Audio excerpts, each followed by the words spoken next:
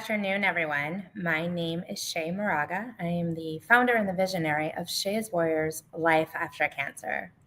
And today we're going to be sharing some inspiration, some hope, some strength, and some perseverance.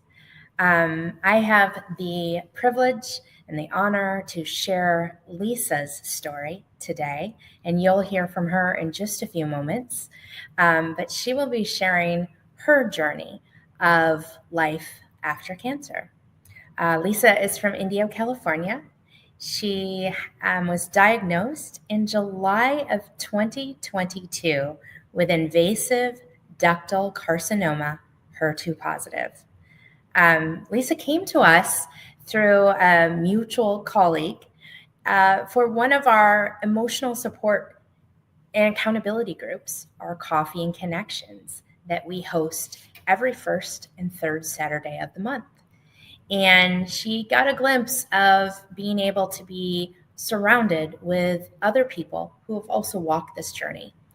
And so, with my pleasure, I'm going to bring Lisa on right now so she can share her story in her words. Hi, Hi, Shay. Lisa. Hello, Hello. hello. How are you? I'm doing very well. Thank you. Good. It's looks like it's nice and sunny behind you there. Yes, I'm actually enjoying the sunny view and here in my backyard. I love it. So nice. It's such a nice time of year to be in the Coachella Valley because it's not too hot, not too cold, but just right. Yes, I agree. Well, thank you for taking the time today to be able to share your story. As you know, this Life After Cancer vlog and podcast will go out to our community, and hopefully, someone will have a chance to see it who might just be starting out their own journey, or maybe they're in between that journey and they hear about you and you've now inspired hope and inspiration, because I know that that's what you did just recently last June at our I Am Hope Survivors Reset retreat that we had with 30 of your other closest sisters. And let's just start with that. Let's start with, tell us about yourself and how you came to be with Shay's Warriors.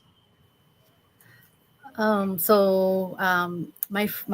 colleague, like you mentioned, Sarah, she told me about Shea Warriors. I kind of already had um, information about Shea Warriors as I was attending another group. They did mention one of the attendees did mention Shea Warriors, but I never looked into it until Sarah mentioned Shea Warriors. And to be honest, I really didn't really want to contact it because I read that it was like life after cancer. And since I was going through my cancer at the time, uh, I was like, well, maybe this is not for me yet. I'll wait until treatment is done. But then once I connected at one of the Coffees in Connection, and Sarah, um, she was with me as well. And then it's when I met you, Shay. And you did mention, no, it's not just for people that it's like after cancer is for everyone, not just for someone that's life after cancer. So from there on, I started attending the groups, and I enjoy it. Good. That's good. And you've met some good friends, right? I did. I made some friends. Yes, and I still have contact with them. Well, knowing what you know now,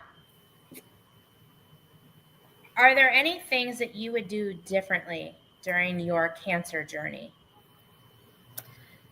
Knowing what I know now, Actually, yes. no.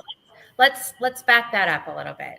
So I already kind of filled people in on what your cancer journey was, but let them hear from your words. Tell us about the time that you were diagnosed up until maybe you met us. Okay. Well, I when I was diagnosed with the cancer, I was currently working at Stat Urgent Care, uh, which where I met Sarah, and they actually were so supportive. When I found out I was actually at work, I went into the imaging center where I had my imaging and biopsy as well, and I asked Sarah to look at them, and I was like, "Can you tell me what this says?" And she was like, "Sure, you give me the approval to do so, and I can look at them." So I really trusted her. I had a very good relationship with her in the job field and outside of the job field as well. When she gave me the results, she comforted me. It was very hard, but she comforted me, and she told me everything was going to be okay. She assured me that everything was going to be okay and that I was going to get through it because I was a strong person. She saw that in me, um, as a strong person, and that I would get through it. So when I had my appointment with my oncologist, that gave me the results officially, um, it was just devastating. Hearing that word cancer, you just never know whether you're going to survive this journey or not. Um, I was diagnosed with the HER2 positive ductal carcinoma on the right side. Uh, Treatments were horrible, but I got through it. Um, How I had, many treatments did you have, and what did you have? it's been a while and hard to remember, but I had 6 different chemotherapies, um, which I haven't written down, but I had Progetta, the HER2, the Herceptin. I also had Taxotere and Carboplantin. That was about 4 months of treatments. Um, and I was also taking some pills called dexamethasone. In between all the treatments, they were having me take this pill. Um, and then after I was completed with all that chemotherapy, I had to do 6 weeks of radiation. After that, I also had it was a I can't remember the what they call it, but let's see if I have it in my notes. Uh, That's okay. Kadcyla. Oh, Yeah, it was like a immunotherapy, not necessarily a chemotherapy thing, but immunotherapy that tackled the HER2 positive. okay. So that was my journey, and I had a bilateral uh, mastectomy done. That was back in February of 2023. And then you also had reconstruction surgery, correct? No, I did not. That was a hard decision that I had to make towards the beginning. Uh, it was very hard not seeing something that was previously in my body and just from one day to another, it was gone. It was hard. Um, I wanted to have implants done, but then at the same time, I was going through so many emotions, and I didn't know if it was the right decision for me, because I've heard so many stories, good and bad, and I just didn't want to go through it. I didn't want to risk having to go through the surgery and then having some side effects. So then I decided that I was just gonna um, stay the way I am currently. So I don't have any implants, and I don't plan on getting any implants unless I change my mind in the future. But currently, no, I don't have any implants. Wow. I mean, that is so courageous and so strong Yeah, it and hard too, right? yes, it was a hard decision to make. Definitely, because you're just so used to the body that you were formed in, and just for this disease, thanks to this disease, it was just taken away from me. It was very hard. At first, I couldn't believe the fact that I was going through cancer and that I no longer had my breast. It was very hard. Um, but I got through it, and I made that decision just to stay the way I am. No matter whether I have implants or not, people are gonna love me just the way I am. Implants doesn't or isn't gonna define me, so I feel like uh, I'm gonna stay this way. That is absolutely beautiful because, if I was going through it and I heard this from you, that would be such an empowering statement for someone that is just starting out, right? Their journey, because you're right, cancer does not define you. Yes, And look at you. You're gorgeous with, this huge heart and this strength and this mindset. And it's not defining you, is it? right. No, it's not.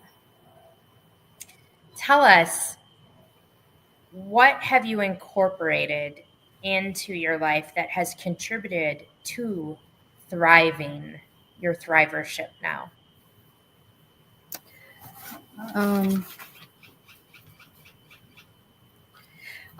to be honest, I have incorporated spiritual growth in my life, um, and surrounding myself with godly people and showing the positive influence in my life. I feel like incorporating this godly life has helped me a lot, not just physically but emotionally, because as we all know, cancer can bring you down, not only physically but emotionally, and your mental well-being. It can really drag you, and some people don't have the strength to get out of that this emotion that you're feeling. So I feel um, surrounding myself with positive people and godly people helped me a lot. And it's helped me a lot mentally, to thrive in my journey currently. I feel like I've um, I feel more joy, uh, and more at peace. Love that. Love that.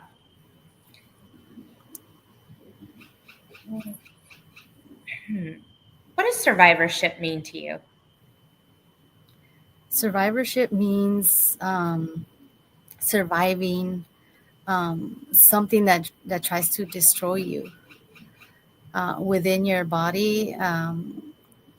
To me, it's such a miracle knowing that the body has so much strength to survive this type of disease. Um, sorry. No, you're good. Take your time. Yes. So surviving, I feel like it's a hard thing. It's not easy to be a survivor. Um, I feel like Tell us more about that.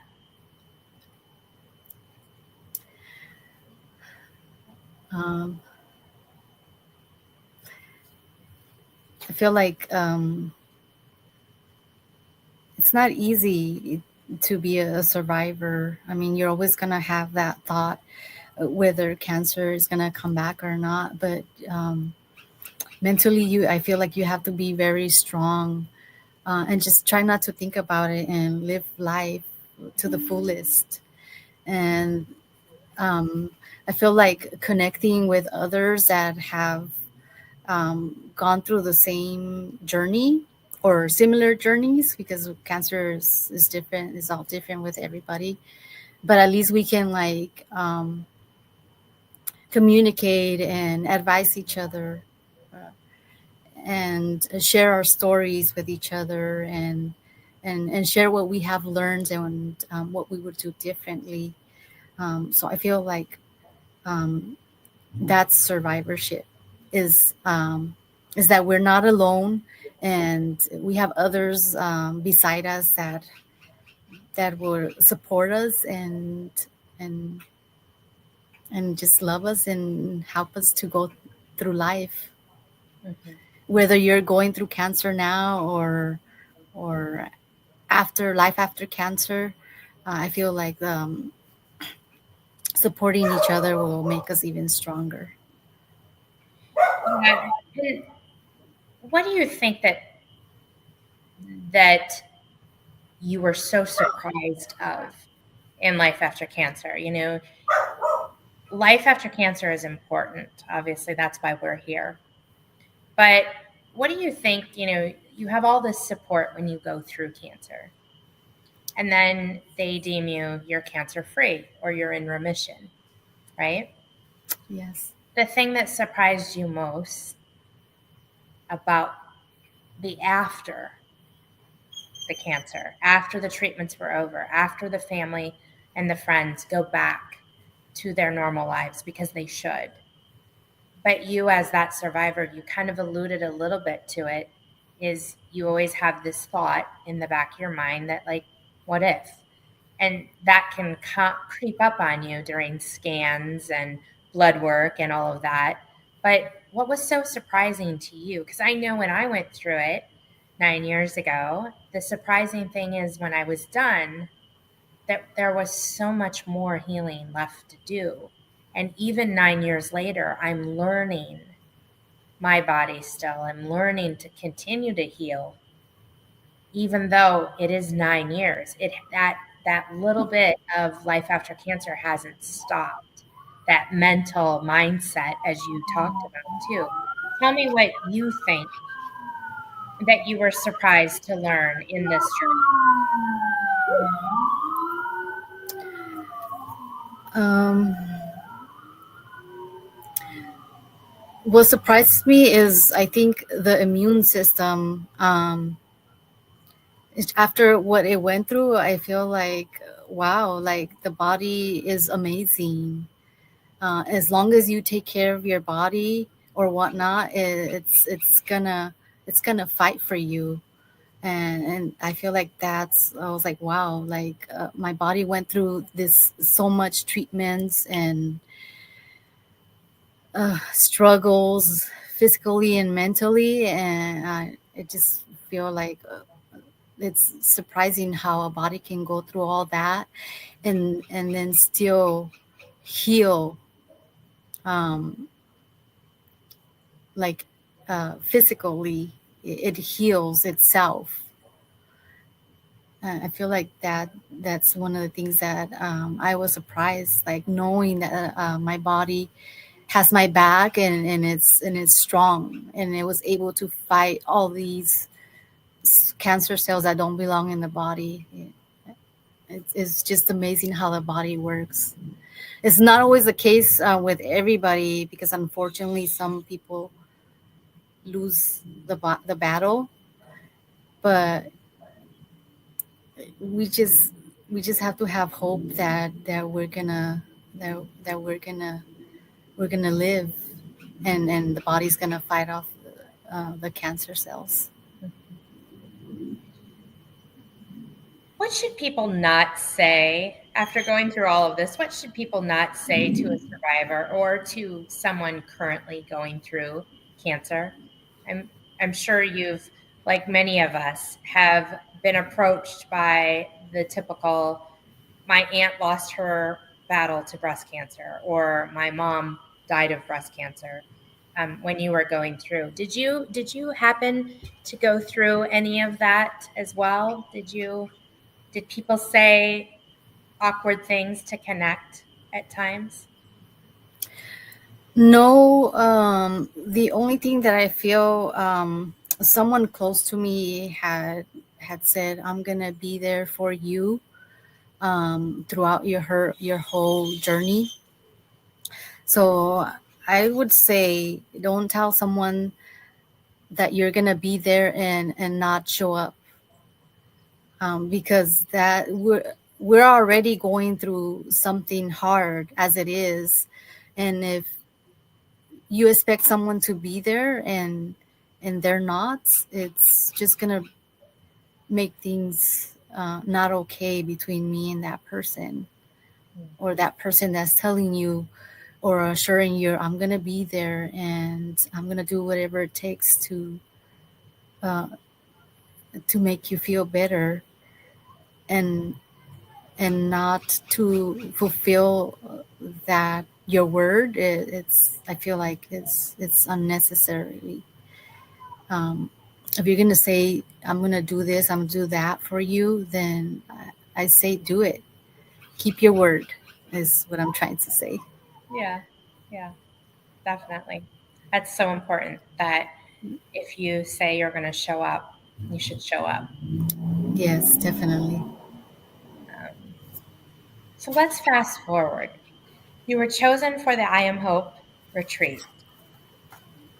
What was that like attending the retreat? What did that mean to you that weekend with those 30 other warrior sisters?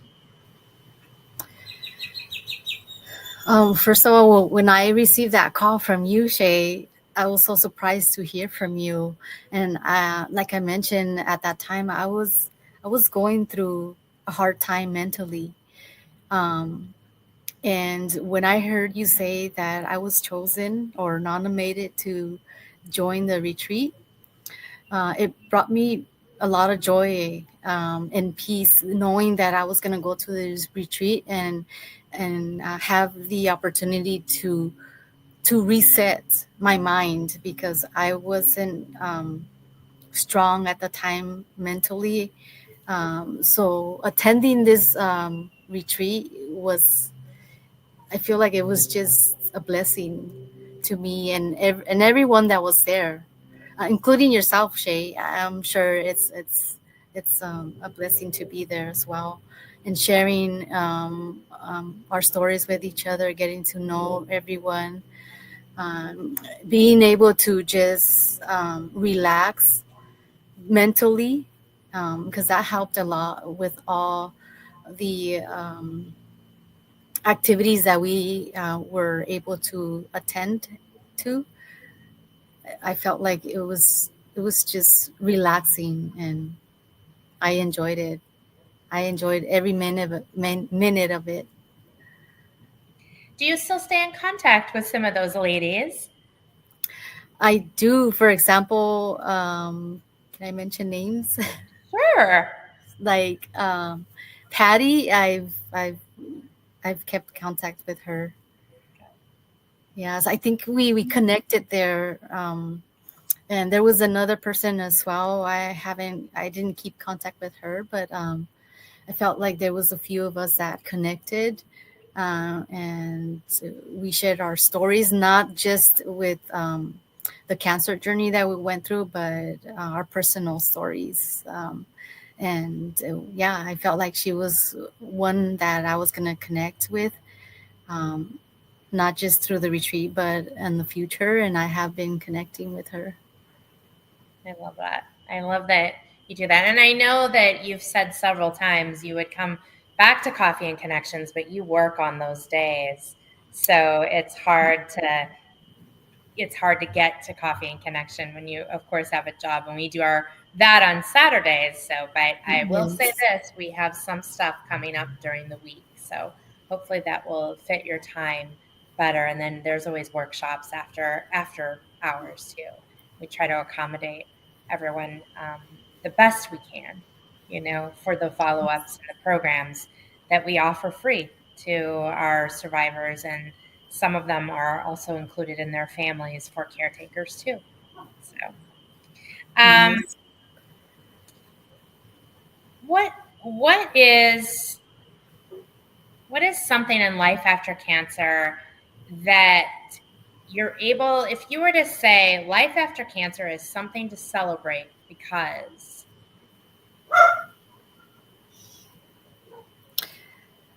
I think just in general, life is something to celebrate because knowing what you went through, and you're still alive. I feel celebrating life, not just in your anniversaries, but every day. I feel like you should celebrate. It's a brand new day every day that you wake up. So I feel like just life is something to celebrate about. Yeah, I love that. It is. It is a celebration every single day. We get to wake up and look what we have. Everything Yes. at our fingertips. Um, well, I already know you're a proud Shays Warriors because I see you sporting that beautiful sparkle Yes. T-shirts. I love it. Those are the most coveted shirts ever. We go everywhere and somebody will say, "That's not on your website." And I'm like, "Nope, it's only for our survivors." Thank Even you, certain Shay. board members, they want a T-shirt, and I'm like, "Nope, it's only for our survivors." So those have walked that journey of life after cancer. But why else are you proud to be a Shays Warriors ambassador and advocate? I'm proud to be a part of Shea Warriors because I get to interact with others, and share anything or give advice to anyone that needs it. And if anyone is ever a need of talking to someone, even if I'm just listening, not advising or anything, if you just want to let it out, I feel like I'm that person that can listen and comfort someone. So um, I feel like Shea Warriors also um, is um, part of that as well. I gotta, sorry, my battery's low. Oh, we'll wrap it up here.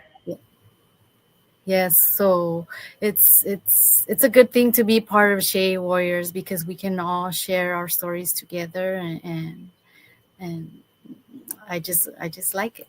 I love it. All right, so finish the sentence for me. There is life after cancer, and it is. It is hope. I love that. Yes. Amazing. Well, before your battery runs out, I want to thank you so much for sharing your story today with others. And you are hope. You are Yes. hope, and you are an inspiration of this journey that you've walked. And here you are, thriving in the life after cancer. Thank you so much today for sharing your story and giving hope to others. Thank And you, Shay. can't I wait to appreciate see. everything you do as well. Well, it's a ripple effect, right? And each one of us can help someone. We just have to be able to give them their time. Yes, I agree. Yeah. Thank you so much.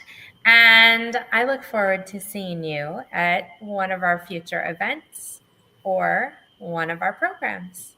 Yes, thank you. Thank you, Lisa. Appreciate Have an amazing rest of your evening. you as well. Thank you. Bye now.